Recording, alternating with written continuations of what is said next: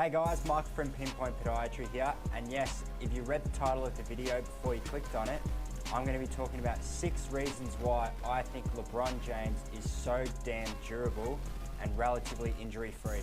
So before we get into those 6 reasons and why LeBron is in such top shape, I think it's important to appreciate just how much LeBron has played and how little he's been plagued by injuries. LeBron James has played 14 seasons in the NBA, and for the last 8 seasons in a row, he has made the finals.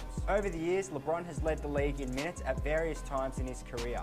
Just this season, LeBron was first in minutes per game at just under 38 minutes per game. And this was done at the age of 32. Now, as you guys know, many NBA players, once they hit their 30s, start to decline, but not for LeBron James, who this season averaged 26, 8, and 9. And to be honest, LeBron was probably my MVP for the season. He is 7th all time in minutes per game, just under 39 minutes per game.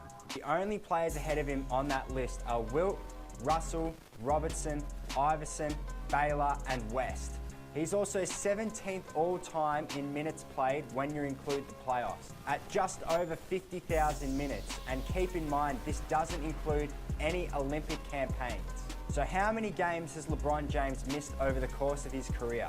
He's only missed 87 out of 1,298 games. So only just under 7% of his games. And let's keep in mind that LeBron James in the past couple of seasons hasn't really missed games due to injury, but for rest. Most of LeBron's injuries over his career are quite minor, and he's missed minimal time as a result of those injuries. So how is it that a guy like LeBron James is able to play at such a high level and remain relatively uninjured? First off, we're going to be ruling out the use of performance-enhancing drugs. PEDs help with recovery and are mind-blowingly powerful. But in my videos, I want to be able to give you guys some information that will help you.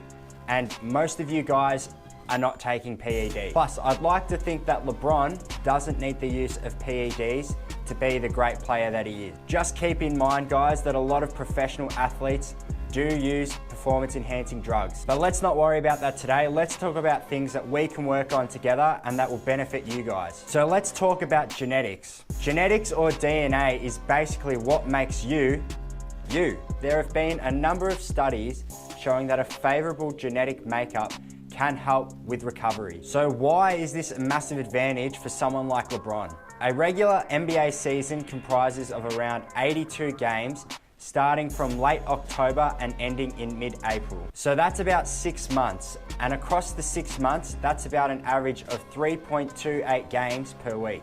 Then you add in the additional workouts and the travel, the NBA regular season can be a slugfest. Players have to play back-to-backs or even back-to-back-to-backs. This is when a lot of injuries can occur, when you don't allow your body to recover. But if you take a look at LeBron, he's been relatively unaffected by the NBA regular season and the slug that it can be, especially when you compare him to a majority of the NBA players.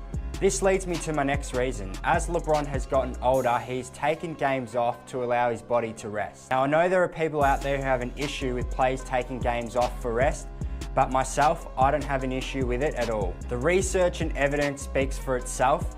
Giving guys like LeBron a game here or there to rest is beneficial in the long run for them and the team, which in turn, when guys like LeBron are playing out there on the court, it is also beneficial for the league as a whole. Would you rather see LeBron play a meaningless NBA regular season game for the sake of possibly being injured in the NBA playoffs? I know which choice I'm taking. Rest is an integral part of injury prevention and any training program out there.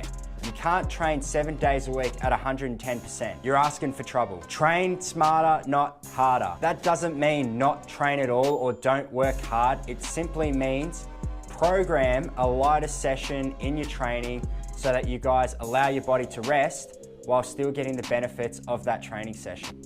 Now, the next reason, let's talk about LeBron's footwear. As a podiatry student and seeing this firsthand, one of the quickest ways that you can injure yourself is by wearing the wrong footwear. LeBron is up to the 14th signature shoe in his line with Nike. LeBron's shoes over the years have been notorious for their impact protection and maximal cushioning, as well as the support you can find within the shoe. The current model, the LeBron 14, has Hex Air Zoom bags and they are larger than ever at 14 millimeters thick. Now for you guys that know your basketball shoes, a 14 millimeter zoom unit is absolutely huge. With LeBron's shoes being designed for maximum impact protection, it's no wonder why LeBron's feet have managed to take such a massive pounding over the years. LeBron is also known to wear orthotics, which help redistribute pressure in any painful or sore spots within his feet.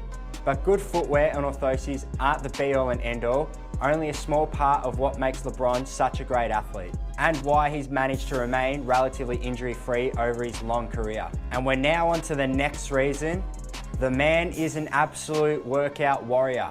LeBron, without a doubt, hits the weight room and trains with functional movement patterns. Being in the gym, LeBron trains all body parts for them to be able to withstand his massive 250-pound frame, as well as having a balanced routine so that he doesn't have any imbalances causing major discrepancies between particular muscle groups. Likewise, the man has been known to undertake activities such as yoga that keep his joints nice and mobile.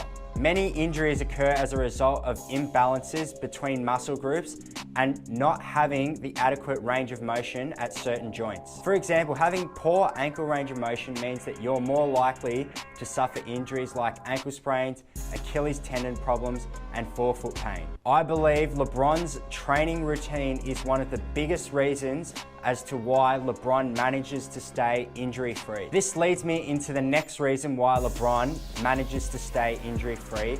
It's that the functional training helps with his movement and biomechanics on the court. If you take a look at the way LeBron James lands after jumping after a dunk or a block, he rarely lands in a disadvantageous position with his knee, and generally his knee is in a neutral or varus position. A varus position is simply where your knee is sitting somewhat outwards away from the midline of your body. If you also take a look at the way he runs on the court, his biomechanics are relatively ideal. And finally, the last reason why LeBron has managed to stay injury-free, and all the other reasons I spoke about culminate this. It's due to LeBron's commitment to excellence. This is why LeBron is the greatest basketball player in the modern era, in my opinion. The man is talented, but works extremely hard and understands what it takes to be the best. And you can't be the best sitting on the bench injured. So we've come to the end of the video. If you guys are still here, please give this video a big thumbs up. It goes a long way to help the channel. And be sure to let me know any other reasons that you can think of why LeBron is relatively injury-free down in the comments below.